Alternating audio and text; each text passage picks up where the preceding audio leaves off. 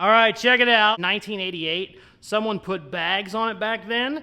I had to rework everything, obviously, to make it work, but check it out. It has an old school, like, 80s remote that came with it, and I actually rebuilt everything and made this work. Check it out.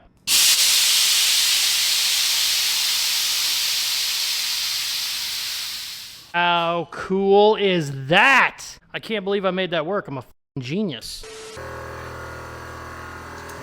Oh no. Well, there went some of our testing solution.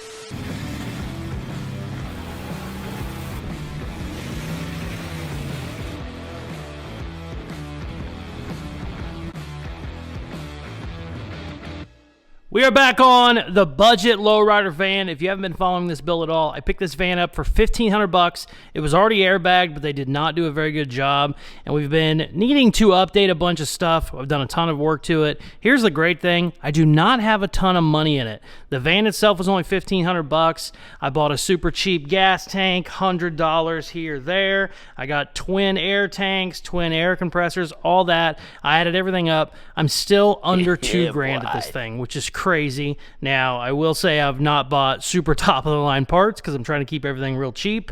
In the last video, I got all the wiring done. I wanted to take this thing for a drive, and sure enough, I did not have the right fuel pump. I did not have fuel lines. I didn't have any of the fittings for the airbags. All that stuff kind of just hung me up. The good news is I've been running around town like a crazy person.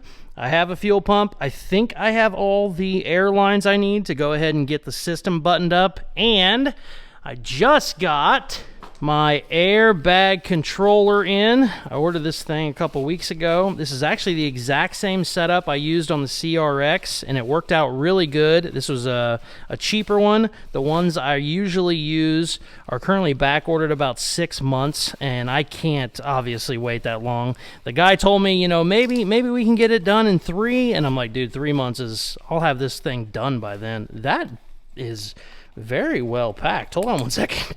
So I bought one of these for the CRX. It was a really cheap one. Also, apparently they didn't use the same nut on that. That's kind of odd. But it worked out great on the CRX. I had no problems. It's probably been in for, I don't know, a couple weeks now. No leaks, no issues. Everything's working great. It is remote controlled, so it's wireless, which is awesome. So we're going to be putting one of these in the budget van. First thing I need to do before I get too crazy is I want to get the thing back on the ground. I also have some titanium drop blocks for it. If you've never seen these before, titanium spark is like, I think 20 times brighter than just a normal steel spark. So if you put these somewhere really low and you lay the truck, van, car, whatever, all the way down on it when you're going down the road, it shoots out sparks. Looks like a freaking firework. I did this on my 1951 Chevy and it looked awesome. I have 2 of these I want to add to the back bumper, so I'm probably going to do that first before we start getting all of our fuel pump and everything fixed.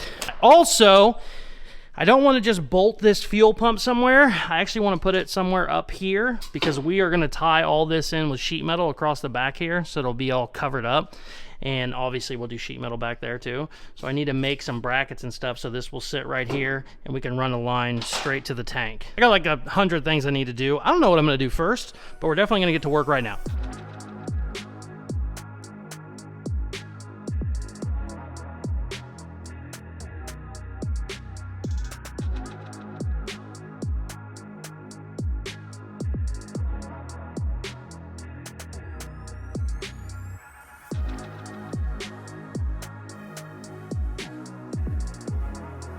Oh, this took forever. These tanks, the 2 little twin tanks, there's like 7 ports in each one, which is crazy. You usually have 7 across one big tank. So obviously you have to double it. So now there's 14 and they're weird sized. I had to break out my random box of fittings that I've had for 5 years, 10 years, maybe more, of doing airbags to find like little adapters and shit. Luckily, I ended up having every single one I needed, but I have severely depleted my stash. We're gonna have to re-up on that. Air conditioner's pissing again. That happens. Apparently, whenever I turn it off, it pisses everywhere. So that's not great. Sidetrack, sorry. I got all the fittings done. They're not done on the controller itself because I still need to mount it. and I want to get those on there before, I want to make the mount before I put them on there, because it's kind of a bitch once it's on there. So we are going to cut some 1/4-inch plate to mount that right in the middle, and then everything can connect to that, and then I can run my bag lines, all that shit. So yeah, we got to fab up some shit. I want to get that mounted, and then I am done for the night. Everything should be plumbed. Gas lines are all done as well. I'm not 100% sure if I have those in the right order. I might have the vent where the pump is and vice versa, but it shouldn't be the end of the world if I have to switch them around. Yeah, let's cut some shit.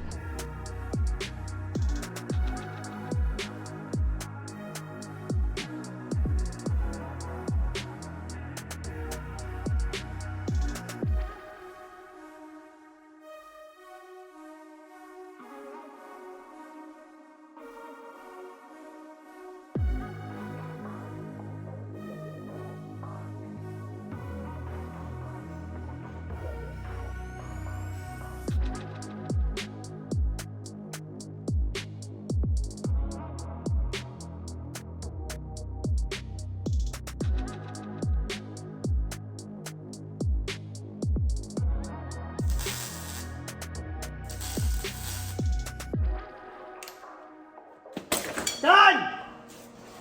I still need to weld the tanks, but I already have the mounts made on them. I just want to make sure whenever I run on my lines, in case I need to move something around, I'll move it now before they're welded solid. Cool. I am done for the night. Fittings are all on. Everything is mounted. Everything that needed a mount is made and done. I'm going to run my lines tomorrow. I'll have 2 lines going into the controller from the bags, and then those also work as the outs, essentially. So you'll pressurize the controller, and then it can pressurize the bags. I got all my lines ready to run. They're just all up there. So all we got to do is start plugging in some lines and run some wires, and we should have a functioning airbag system, which is nice. After that, we'll start tackling our titanium mounts back here. I just need to basically weld a bar in and then have them underneath it. I just got to find out exactly where the bumper sits. I think it's all the way on the ground, but it might be, you know, a little bit above it. One time I was using titanium blocks and I spent like all day making a badass mount, and I mounted it too high in the car and it wouldn't touch. Whenever it was down, it was bad. So I'm not going to make that mistake again. Hopefully tomorrow, after we run some wires, throw some gas in this thing, we can hopefully take it for a drive with airbags and our new tank, and maybe make some sparks. We're gonna hit it hard tomorrow and see what happens. The next day.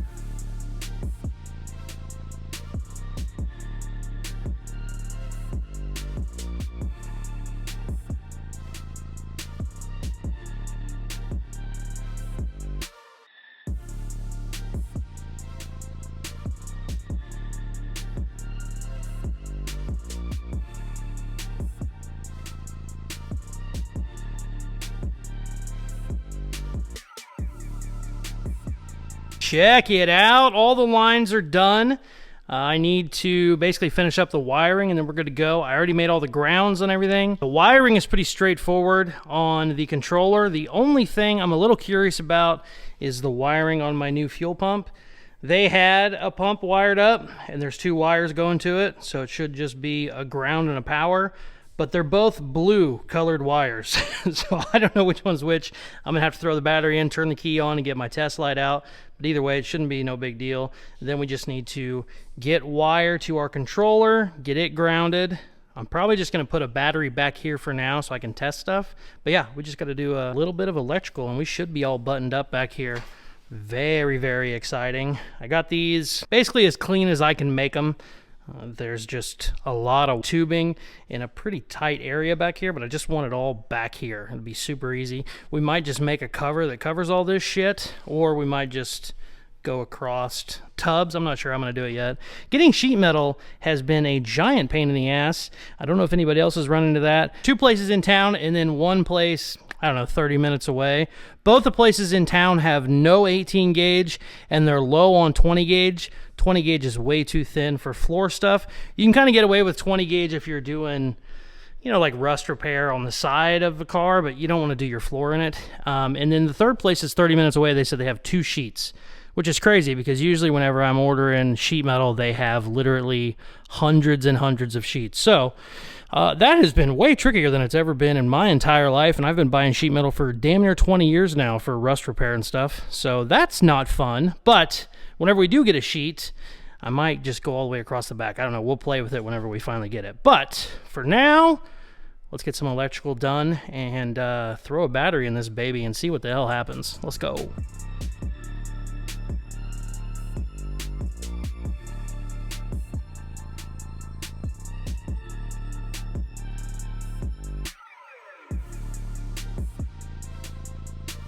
All right, let's test some shit. See what happens. Wait, I already hear something. Oh, that's the water. Oh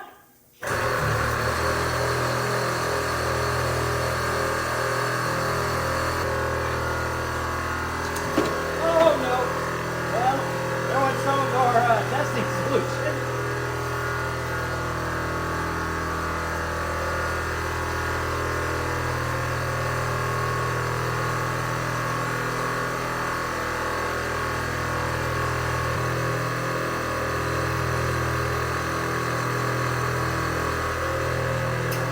I don't see any bubbles yet. That's good.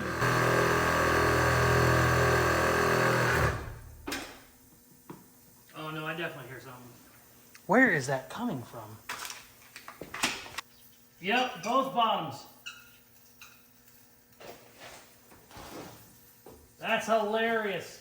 I had to use a funky little plug at the bottom, and they're not. I don't think they're NPT fittings. That'll do it. We're gonna have to find some better plug.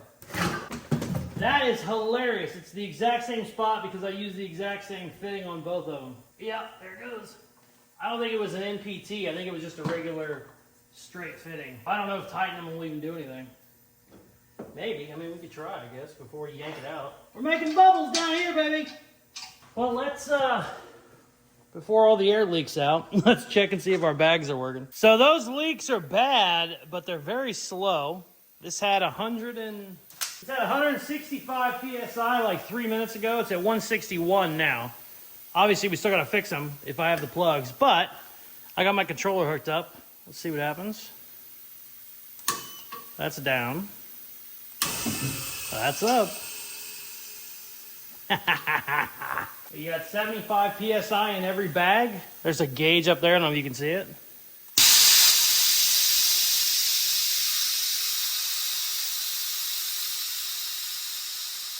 And we're back to 0 PSI in every bag. Hell yeah!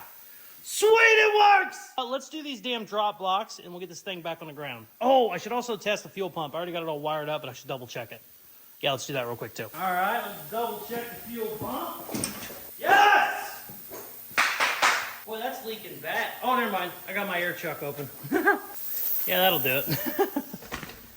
Okay, I would put gas in it and fire it up, but if we're gonna be doing welding, we should hold off on putting gas in anything. So let's get these titanium block mounted and then get her back on the ground. So before I can make the mounts for the titanium blocks, I have to see exactly where the bumper sits because I don't want to mount them too high. I also don't want them to be mounted too low. I want them basically, as it's on the ground, I want them like a 1/4 inch just above that. So when it sits down, it sits on them. But you don't want them like 3 inches too low and then the whole ass end of the car is held up by them. You don't want that either. So I got it aired up. Let's see if we can't drop it.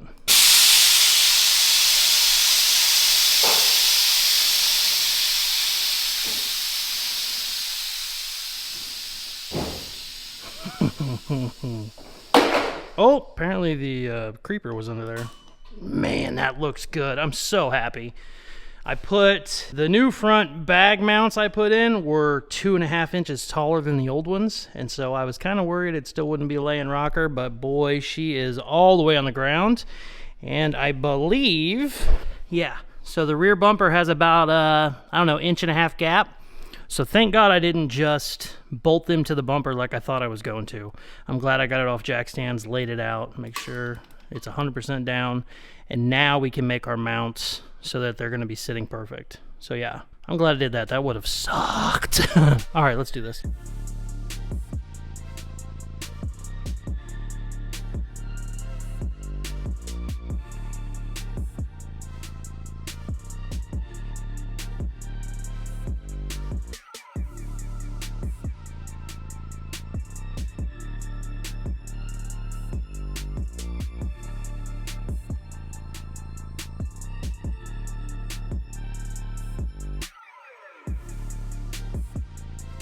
Check this out. Let me show you the difference between regular steel and titanium sparks.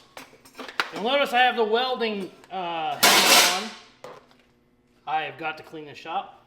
You notice I have the welding helmet on. It's because they're so bright that it's essentially a weld. It's crazy, crazy bad for the eyes.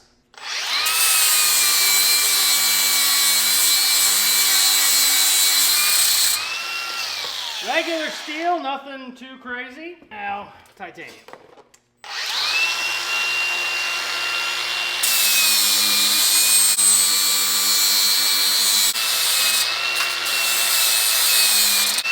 Also, should have got a stone disc because I'm not even touching that edge. That is crazy.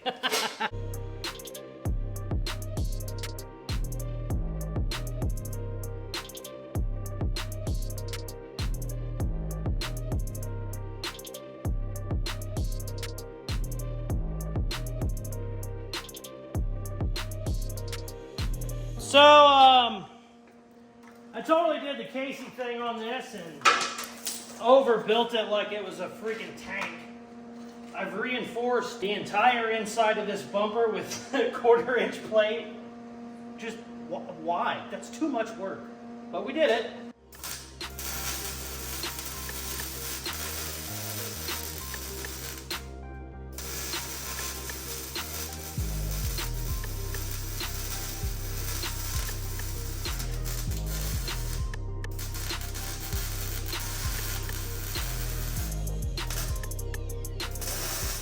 Check it out. Airbags are done. All the lines are ran. Controllers are done. Fuel lines are done. Fuel pump is mounted. And now tungsten drag blocks are in.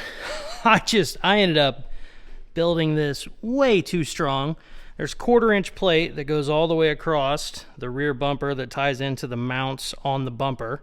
And then there is 1/4-inch plate holding the tungsten blocks. And then there's square tubing that goes across. And then triangle brackets tying it all together, and I have it exactly 1/4 inch lower than where it sits by itself. So all the weight is on these two tungsten blocks, but all the weight is only raised us up 1/4 inch at the very back. So rockers are still laying on the ground, which is awesome. Like I said, you can build this to where there's too much weight on the blocks and, you know, it just starts throwing off the way it sits, the way it rides. I've done it wrong so many times before. That's the only reason I'm saying that. Also, it's a bitch if you do 5 hours of work and you have them so high up that they never touch. I've done that too, which is just as bad. Matter of fact, it's probably worse. The only thing we need to do that's left as far as fabrication in this video is I need to make a battery box, because we came in here and we cut all this out because we got the front tires up so much higher than they were. But I think I already have a pre-made box at the other shop, so we should just need to get that in there, and then, I mean, we should be good to hopefully throw some gas in it, take it for a spin, air it up, drop it down, and see if we don't have sparks. Got a lot of shit done today. It is currently, I hear birds, so I have a feeling it's extremely late or early. It's 5 a.m. Holy shit. We started at 9 p.m. So normal 9 to 5 day, just the other way around. 9 p.m. to 5 a.m. Why do I hear birds? Does the sun come up at 5 a.m.? Oh, it's starting to come up. Holy shit. Yeah, I gotta get my ass to bed. Wow. Good news is, baby, we got a bagged van.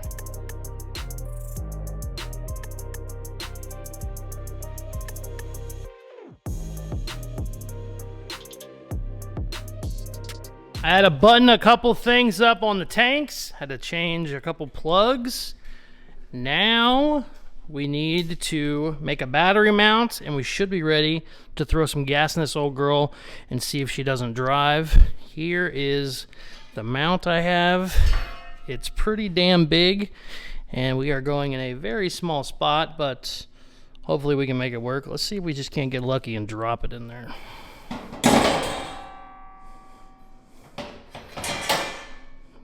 Perfect!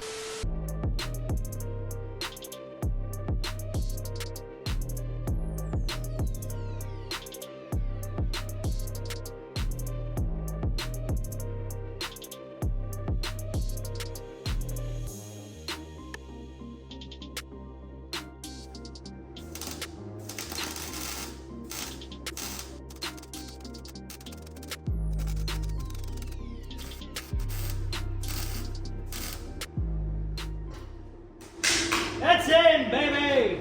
Now we'll let that cool off, throw the battery in it. What a pain in the ass that was. Ugh.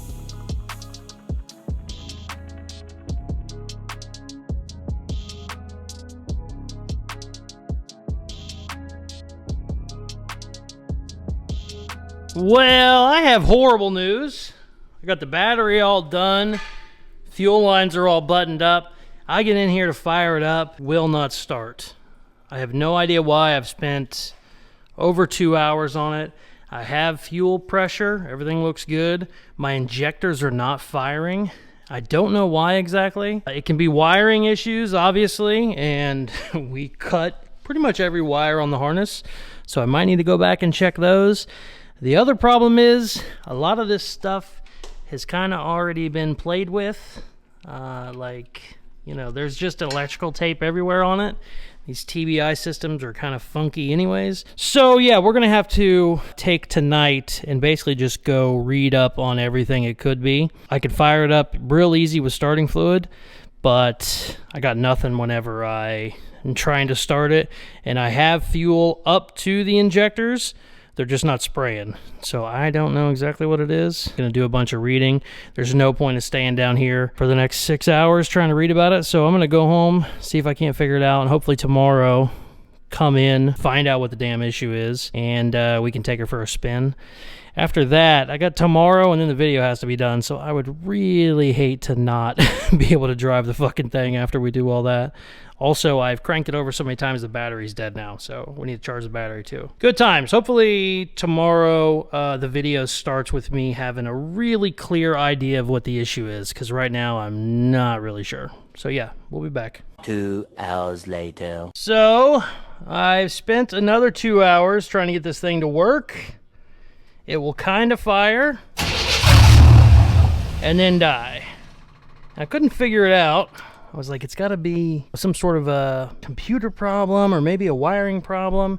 And then I started realizing I don't know if you can see it in the camera, I have a giant leak right there. And it's leaking actual, I guess you'd call it, it's not really a carburetor, but it's leaking from the fuel injection, whatever you want to call it, pod. It's all pot metal.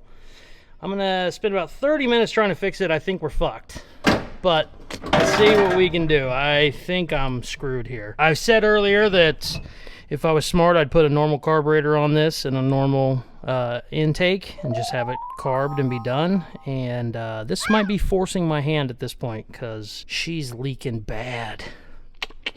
I don't know. Let me see what I can do. All right, check it out. This is an older style lowrider bag. It's a 1988. Someone put bags on it back then. I had to rework everything, obviously, to make it work, but check it out. It has an old school, like, 80s remote that came with it, and I actually rebuilt everything and made this work. Check it out.